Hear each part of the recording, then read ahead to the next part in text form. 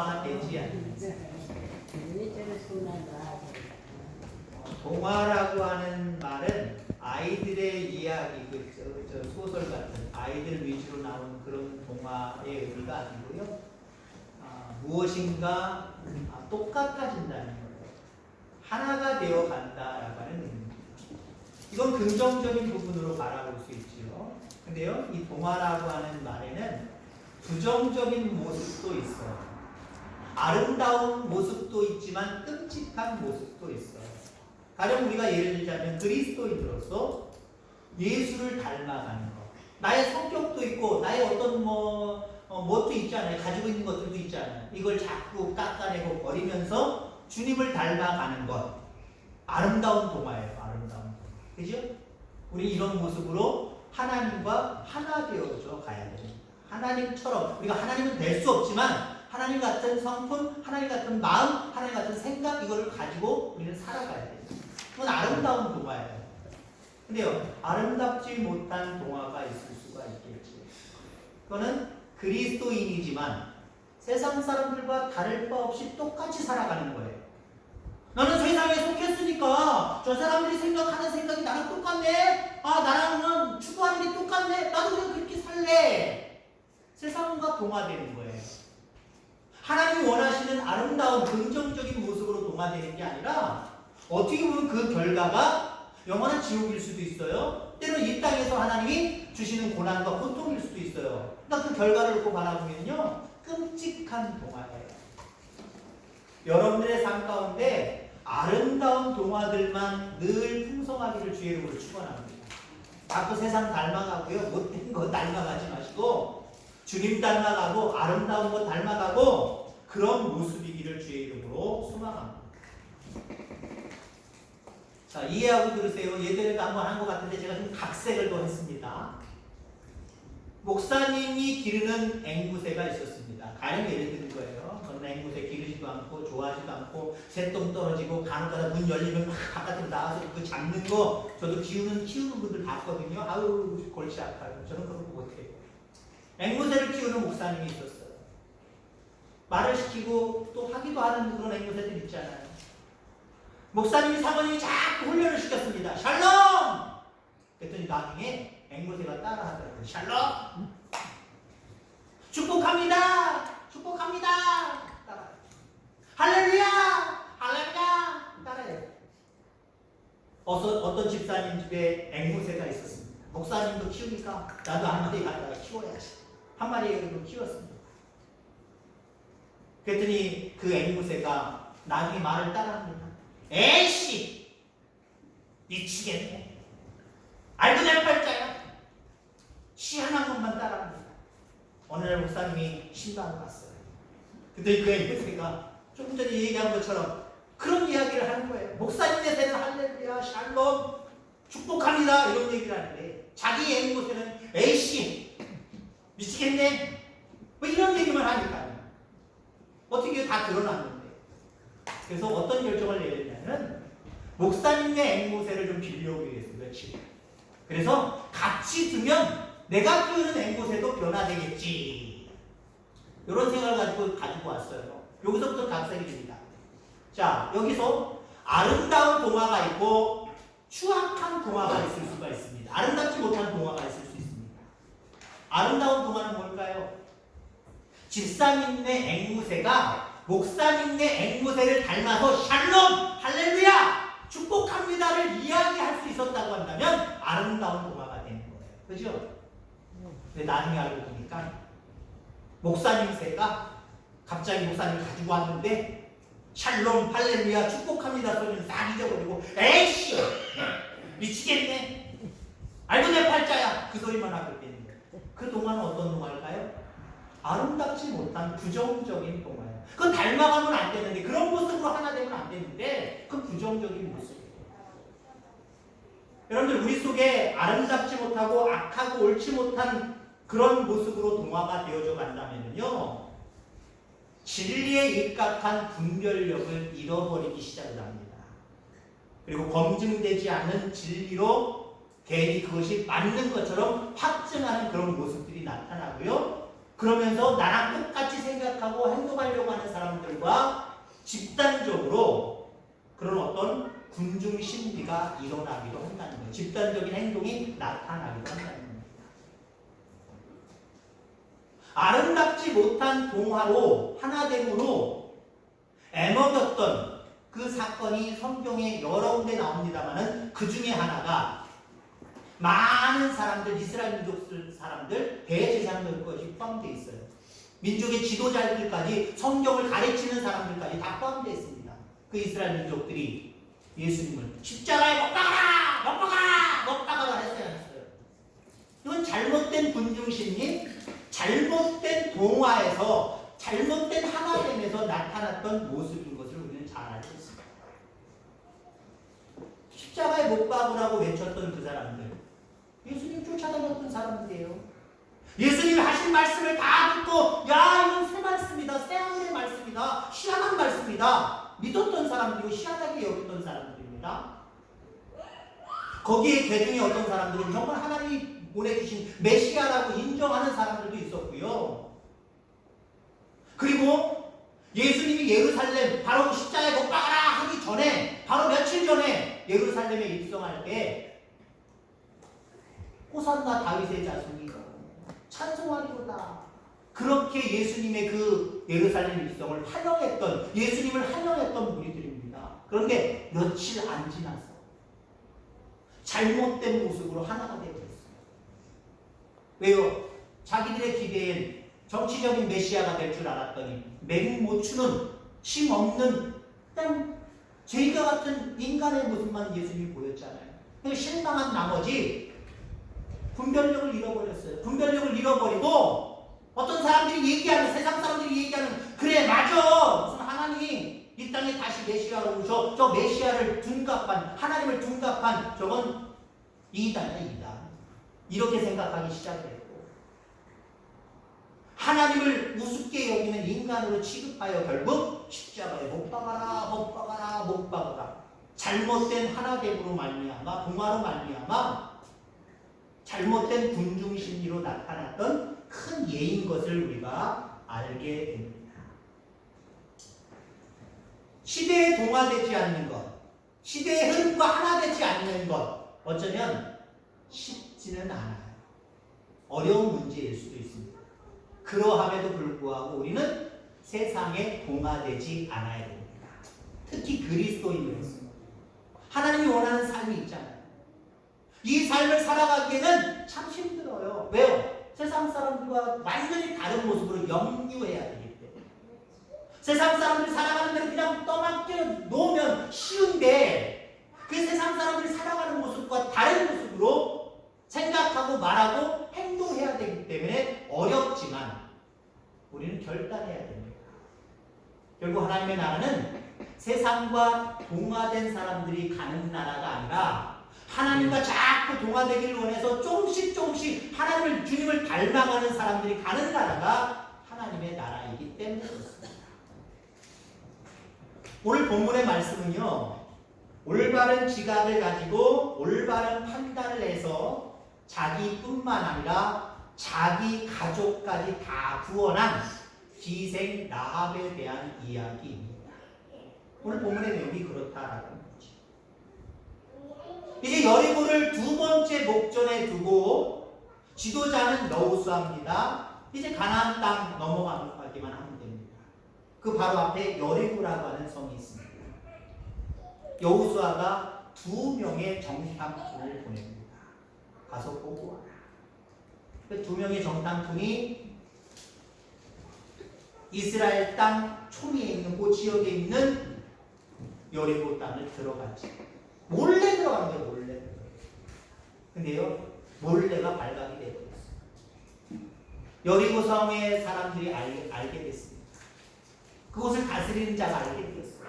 그래서 야, 어디까지 알게 됐냐? 야, 그들이 기생 그 집에, 술집에 들어갔다고 하더라. 가서 잡아와라. 잡으러 갔는데 잡았어요? 절대적인 위기 속에서 잡히지 않았어요. 그 이유가 뭡니까? 라합이, 기생 라합이 그 군사들이 오기 전에 옥상에다 그들을 숨겨놓았기 때문에 그렇습니다. 그리고 거짓말까지 쳤잖아요. 그 사람들 여기 왔긴 한데 이상한 사람들이 있었긴 있었는데 그 사람들 바로 전에 지금 나갔으니까 그쪽으로 가면 잡을 겁니다. 군사들을 유인했잖아요. 그리고 그 정탐꾼 2명을 다시 돌아갈 수 있도록 절대적인 역할을 이 라합이 감당했던 그런 모습들을 우리가 바라보게 됩니다.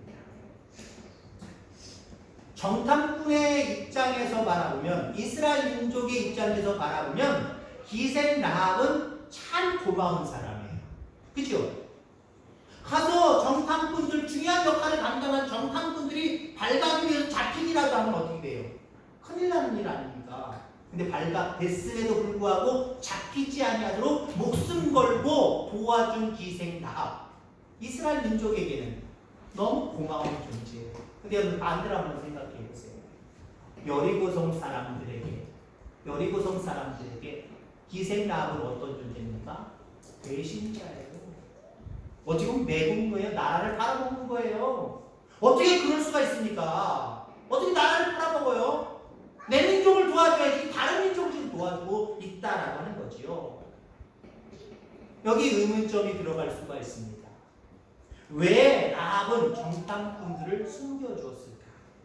내 민족도 아닌 그 정탐꾼들, 힘없는 정탐꾼들을 왜 숨겨두었을까? 9절 말씀에 보면은 기생 라합이 알고 있었던 것이 있어요. 하나님께서 이스라엘을 도우셔서 여기까지 인도해 주셨고, 지금 여리고 땅뿐만 아니라 이스라엘, 가나안 땅 모두를 바로 저민족에게 허락해 주셨다는 것을 알게 되었습니다. 그래서 정탐꾼들을 도와줄 수 있었다라는 거죠. 근데 여러분 생각해 보세요. 이렇게 들은 사람은 라합만 들은 게 아니란 말이에요. 그 기생집에 와서 말하는 사람들도 있었고 여러 사람도 들었기 때문에 많은 사람들이 이스라엘 민족이 출애굽해서 여기까지 오는 과정 가운데 그들의 하나님이 어떻게 행하셨는지 다 듣고 있었단 말이에요. 근데 기생 라합은 행동으로 옮기는 믿음을 보여줬습니다. 그게 어떻게 가능하냐? 10절 말씀에 이런 말씀이 있지요. 10절 말씀에 보니까 이는 너희가 애굽에서 나올 때 여호와께서 너희 앞에서 홍해 물을 마르게 하신 일과 너희가 요단 저쪽에 있는 아모리 사람의 두 왕 시온과 옥에게 행한 일, 곧 그들을 전면시킨 일을 우리가 들었음이라. 출애굽 힘든 상황이에요. 근데 하나님이 도와주셔서 홍해를 건넜다는 거예요. 그리고 뒤쫓아오는 그 바로의 군대들이 다 수장됐다는 겁니다. 좀 힘든 상황들이 있었지만 그때마다 하나님이 물을 주시고 양식을 주시고 주변의 다른 민족들을 대신 싸워서 이기게 해주시고 여기까지 왔다는 걸 들었다는 거예요. 그런 믿음이 생긴 거예요. 그래서 그 기생 라합은요 용기를 갖게 됐어요.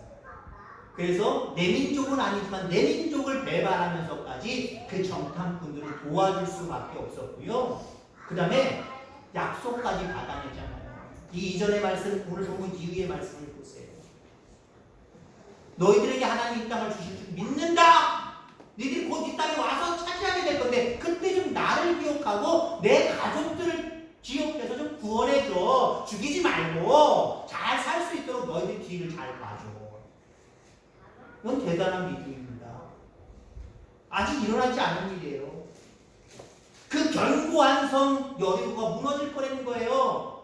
여기 있는 자기 민족들이 다 멸망당하고 이스라엘 민족이 새 주인이 될 거라는 거예요. 하나님이 계시기 때문에 그럴 거라는 거예요. 그걸 미리 바라보고 있어요. 대단한 믿음 아닙니까? 그때 나를 생각해 달라는 것, 내 가족을 좀 기억해 달라는 겁니다.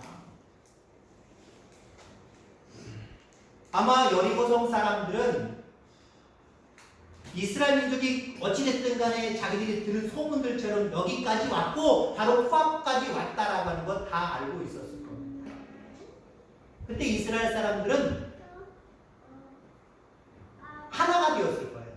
어떻게 하나가 되었을까요? 야, 그래도 우리 성은 견고한 성이야. 요새와 같은 지역에 이 성 두께 높이가 얼마나 높은데 저들이 아무리 그들의 하나님이 있다고 도와주셨다고 해도 우리한테는 안 돼! 라고 하면서 승리에 대한 생각으로 모두가 하나가 되었을 거예요. 모두가 하나가 되었을 거예요. 우리는 이길 수 있다! 이스라엘 민족들 우리는 다 막을 수 있다라고 하는 모습으로 하나가 되었을 겁니다. 여러분들 이러한 모습 가운데 기생 라합은 거기에 하나 되지 아니하고 하나님이 기뻐하시는 아름다운 동화 쪽으로 선택하는 거였어요. 하나님 편을 들기 시작을 하는 거였어요. 여러분 그렇습니다. 동화되지 않는 삶 제목이 그러니까 때로는 세상 사람들과도 적당히 타협하고 적당히 맞춰주면서 하나 되어서 살아가는 게 이게 지혜야. 이런 모습으로 동화되지 않는 삶 이렇게 생각하지 마시길 바랍니다. 앞서서 이야기한 것처럼 하나님의 뜻을 쫓아서 하나님께 영광을 올려드리며 주님의 마음을 닮아가는 모습 이런 모습이어야 된다는 거예요. 세상과 동화되지 않고 오직 하나님과 동화되는 하나님의 뜻과 동화되는 이런 삶을 살아가게 되기를 주의 이름으로 축원합니다. 그러니까 여리고성 사람들은 지극히 세상적인 사람이에요. 자기들이 생각하는 대로 하나가 되잖아요. 당연히 하나가 될 수밖에 없지요. 자기들이 나라 뺏기기를 원하겠습니까? 자기들이 사는 지역이 다 무너져 내리기를 바라겠습니까? 바라지 않으니까 똑같은 모습으로 하나가 됩니다. 그런데 믿음 있는 기생 라합은 여기에 동화되지 아니하고 하나님의 뜻을 쫓아서 결단하는 믿음을 그가 가졌다라고 하는 겁니다. 여러분들에게도 이런 지식이 있기를 주의 이름으로 축원합니다. 하나님에 대해서 잘 알아야 세상과 동화되지 않는 거예요. 하나님의 뜻, 하나님의 말씀을 잘 모르고 확신을 못 가지니까 세상 사람들처럼 사는 게 이게 더 유익해 보이고 이게 더 순리적으로 보이고 그냥 좋아 보이는 거예요. 근데 하나님이 어떤 하나님인지 말씀을 통해서 은혜의 경건의 삶을 통해서 하나님이 어떤 분인지 깨달으면 깨달을수록 내가 세상 사람들과 처럼 살지는 말아야지, 세상과 동화되지는 말아야지, 이 결단이 여러분들에게 새롭게 서갈 줄 기억하기를 주의 이름으로 축원합니다. 자, 9절 말씀 보세요. 9절 말씀에 보면 여호와께서 이 땅을 너희에게 주신 줄 내가 아노라. 우리가 너희를 심히 두려워하고 이 땅 주민들이 다 너희 앞에서 간담이 논다니. 여기 우리가는 기생 라합만 얘기하는 게 아니라 뒤에도 얘기하잖아. 이 땅 주민들이 나 외에 여기 사는 여리고에 사는 모든 사람들이 다 너희들에 대한 소식, 너희들과 함께하는 하나님에 대한 소식을 다 듣고 간담이 녹았다는 거예요. 떨고 있다는 거예요. 두려워하고 있다는 거예요. 야, 이스라엘 민족들이 점점 우리 쪽으로 다가오고 있어. 어떻게 하면 좋아? 어떻게 하면 좋아? 큰일 났네. 이제 듣게 되면 어떻게 하면 좋지? 그들의 간담이 녹아내리고 있다라고 이야기하고 있습니다. 그런데 여러분들 왜 기생 라합을 제외한 여리고성 사람들은 라합처럼 나도 너희들의 하나님이 행하신 것을 믿는다. 그렇기 때문에 너희들 편 들어줄게. 왜 안 했을까요? 오직 라합만 두 명의 정탐꾼 편을 들었고 이스라엘 편을 들었고 이스라엘 하나님 편을 들었습니다. 그 모든 이야기를 함께 듣고 알고 있었던 여리고성 사람들은요 기생 라합처럼 행하지 않았어요. 왜 그랬을까요? 왜 기생 라합과 다른 여리고성 사람들은 똑같은 이야기를 듣고 간담이 녹았는데 걱정하고 염려하고 두려워하고 있는데 행동은 달라요?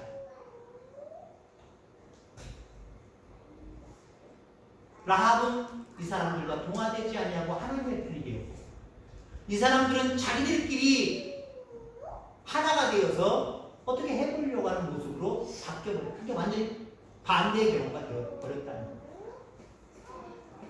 여기서 우리가 중요한 부분이 있어요. 하나님을 무서워하는 것과 하나님을 경외하는 건 다르다라는 거예요. 여러분 하나님 무서워하십니까? 물론 또 어떤 신앙인들은 하나님 뭐가 무서워요? 우리 아버지인데. 그 말도 틀린 말은 아니에요.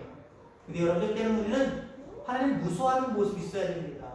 내가 말씀대로 살지 않으면, 충성하지 않으면, 헌신하지 않으면 하나님 나한테 아유 조금이라도 어떻게 하면 어떻게 좋아, 어떻게 하면 좋아, 무서워. 하나님 무서워하셔요.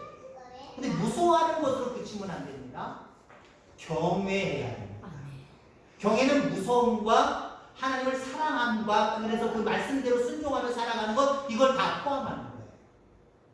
많은 신앙인들이요, 하나님을 두려워하는 것에서 멈춰있는 신앙인들이 상당히 많아요.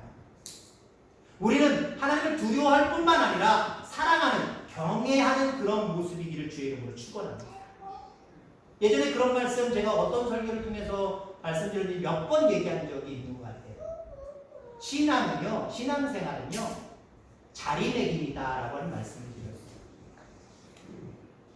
하나님을 어떻게 생각하느냐, 어떤 자리에 놓느냐에 따라서 신앙이 달라지는 거예요. 하나님을 위대하신 분, 천지 창조하신 분, 우리에게 생사학을 주관하시는 영원한 생명나라를 예비하신 분, 지금도 함께 하시는 분, 그분으로 믿으면요, 그렇게 섬겨요. 그렇게 신앙생활해요. 하나님 뭐예요? 아, 몰라. 옛날부터 믿었으니까 믿는 거지. 세상만 창조했다니까 믿어보는 거지 뭐. 복 주신다니까 한번 믿어보는 거지. 근데 아닌 것 같기도 하고, 아예 모르겠어. 그렇게 여러분들 하나님을 그런 모습으로 자리매김하고 그런 식으로 생각하면 하나님을 대하는 신앙생활도 그렇게 할 수밖에 없는 거예요. 여러분, 신앙생활에 열심히 있는 정말 하나님 기뻐하시는 사람들이 있습니다. 그런 사람들은요, 하나님 경외하는 사람, 두려워하는 것을 그치는 것이 아니라 하나님을 사랑하고 그 뜻을 쫓아서 살아가는 사람이에요. 근데 신앙생활은 하고 있지만 뜨뜻미지근한 성도가 있어요.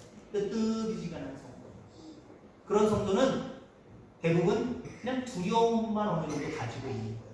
왜요? 두렵기 때문에 신앙생활 간혹가다 유지하는 거예요. 두렵기 때문에.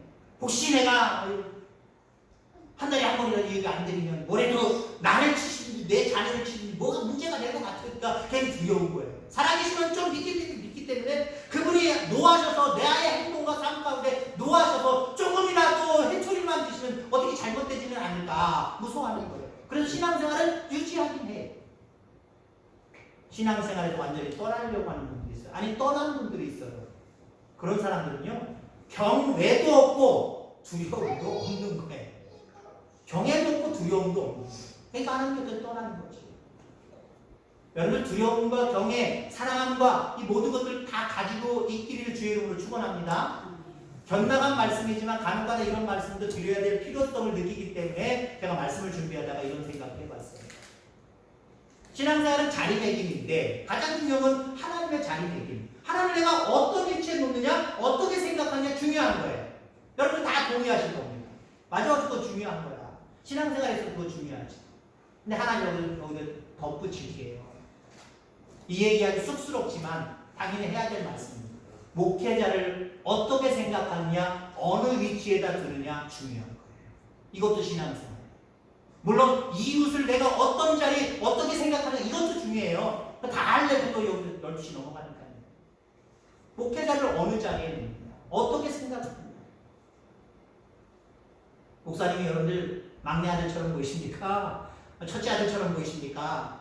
아니면 그냥 저 밑에 동생처럼 보이십니까? 아니 나이 어리신 분들은 그냥 동네 오빠처럼 보이십니까? 그런 모습으로 생각합니다. 하나님이 이 교회 위에 여러분들과 하나님 사이에 세우신 사자입니다. 보내주신 사자입니다. 나이를 따지면 안 되고요. 때는 목회자가 실수하고 좀 어리숙한 모습이 있을지라도요, 그 모습 생각하면 안 돼요. 그냥 우리는 하나님과 우리 사이에 하나님이 보내주신 하나님의 사자 이렇게 생각하면요, 거기에 대한 신앙생활이 따라가게 돼 있어요. 행동이 따라가게 돼 있어요. 근데요, 막내 아들처럼 보이고 첫째 아들처럼 보이고 동생처럼 보이고 그러면 어때요? 여러분들 부모님한테 할 소리 안 해요? 할 소리 못할 소리 해요? 안 해요? 효자 효녀가 여기 있으시다면 안 하겠지만 대부분 또 해요. 또 어떤 때 부모님한테 화까지 얘기할 때 있잖아요. 특히 동생들이나 가까운 친인척 어떻습니까 여러분들? 딸은 완전히 타인과는 좀 다른 감정을 가끔 있지만 그들에게 할 말 다 해요. 여러분들. 여러분, 목회자에게 무엇인가 하실 말씀이 있는 모습은요, 사람은요, 하나님밖에 없으시죠. 여러분이 얘기하시면 안 돼요. 하나님이 얘기하신 거예요. 하나님이 목회자는 내 소속이다. 내가 알아서 할게. 죄송하면 너희나 잘해. 그러십니다. 목회자는요, 하나님이 심판하실 거 심판하시고, 책망하실 거 책망하시고, 하나님이 만지십니다. 그래서 여러분들, 그냥 하나님이 우리에게 은혜 베푸시려고 우리 사이에 두신 하나님의 귀한 사자다라고 하는 부분으로만 생각하시기 바랍니다. 그럼 거기에 따라서 신앙생활이 달라져요. 행동이 달라져요. 말이 달라져요. 여러분 그렇습니다. 신앙생활 열심히기를 주의 축원합니다. 뜨뜻미지근하지 말고요. 내가 하나님 버릴까 말까 여기 왔다 갔다 하면서 지금 현혹된 모습으로 살지 말고요. 하나님에 대한 정확한 지식과 지혜를 가지고 그 하나님을 철저하게 믿고 섬기는 신앙생활 잘 감당하는 저와 여러분들 다 되기를 주의 이름으로 축원합니다. 단순한 두려움은 구원 얻을 길을 볼 수 없게 만들기도 하지만 하나님을 경외하는 모습은요 또렷하게 구원의 길을 보게 만들어요. 그래서 우리는 하나님을 경외하는 모습으로 나아가야 될 줄 분명히 믿습니다. 여러분 우리가 이 세상에 살아가면서 물질 만능주의, 돈이 모든 것들을 해결하는 시대 속에 살아가고 있죠. 부정할 수는 없습니다. 그래서 많은 사람들이 돈 버는 일에는 엄청나게 열심을 품고 두려움 없이 그냥 덤비는 그런 모습들을 우리가 바라봅니다. 정말 악착같이, 정말 용감하지, 정말 열심을 품고 최선을 다하는 그런 모습을 바라보게 됩니다. 그런데 여러분들 이렇게 질문하겠습니다. 돈 버는 데는 그렇게 악착같고 열심히 있고 정말 최선을 다하는데 영생을 얻고 구원을 얻는 데에는 얼마나 악착같고 얼마나 열심히 있고 얼마나 꾸준하게 섬김의 모습을 가지고 있는지 여러분들 한번 생각하시기 바랍니다. 그러면 회사에 출근하는 건 돈 벌기 위한 거죠. 그죠? 뭐 다른 요소가 있을 수 있지만 그게 가장 큰 거잖아요. 돈 벌기 위한 거예요. 그런데 여러분들 보세요. 우리가 직장 갈 때 오늘 가기 싫어. 안 갈래. 무단결단해요? 무단결근해요? 안 하잖아요. 안 하잖아요. 영생을 얻고 구원을 얻는 신앙생활을 하는데 무단으로 주의를 섬기지 아니하고 나오지 아니하고 하는 분들 계시잖아요. 그러니까 내가 어떤 곳에 열심을 품고 악착같은 일을 보여주고 있는 거예요. 신앙생활에 열심이고 악착같기를 주의 이름으로 축원합니다. 이런 모습으로 동화되어져 가야죠. 반대의 모습으로 동화되어져 가는 모습은 하나님이 기뻐하시는 모습이 아니다라는 겁니다. 제가 처음에 와서 지금 벌써 여러분들 뭐 따지진 않겠지만 저는 그냥 제가 제 자신을 아니까요. 9월 20일 날 제가 2019년도 9월 20일 날 이곳에 이사 왔습니다. 오늘 9월 17일 그죠? 만 4년 3.15차라는 만 4년이 됐습니다. 초창기 설교 때 제가 그런 설교를 드린 것 같아요. 이 동화되지 않는 삶과 비슷한 내용인데 소화되지 않는 성도, 흡수되지 않는 성도. 그러면서 그 요나에 대한 이야기를 한 기억이 납니다. 요나는 물고기 뱃속에 들어가서 3일 밤낮을 있었지요. 모든 음식은 뱃속에 들어가면 이 속에서 하나님이 어떻게 만드셨냐면 저절로 소화되게 만드셨어요. 내가 특별히 배를 움켜쥐고 막 꾸물꾸물 안 해도 돼요. 그냥 들어가면 여기서 액체가 나오고 여러 가지 조정이 되면서 다 끔지락끔지락 거려서 소화가 다 돼버립니다. 깨끗하게 소화가 돼버려요. 큰 물고기 속에 들어가도 역시 마찬가지입니다. 근데 3일 동안 3일 밤낮으로 있었는데 요나가 소화돼버렸어요? 녹아버리고 으깨져버리고 소화돼버렸어요? 아니요. 3일 있다가 뚝 바깥으로 온몸이 그대로 있는 상태로 토해냄을 당했잖아요. 물론 하나님이 역사하셨죠. 하나님이 역사하셨죠. 그건 뭐 빼먹을 수 없는 진리입니다.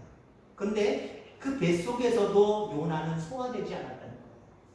여러분 이 땅에 세상 사람과 똑같은 모습으로 살아가지만 이 땅과 동화되지 않는 삶을 살아가기를 주의 이름으로 축원합니다. 세상 사람들과 똑같은 행동, 똑같은 가치관, 똑같은 모습으로 살아가지 않기를 주의 이름으로 축원합니다. 영생을 얻은 자로, 예비받은 자로, 그 영생의 나라에 갈 수 있는 자들로 하나님이 기뻐하시는 그 아름다운 모습들 갖추면서 살아가는 저와 여러분들 다 되기를 주의 이름으로 축원합니다. 기도하겠습니다. 하나님 아버지 감사합니다.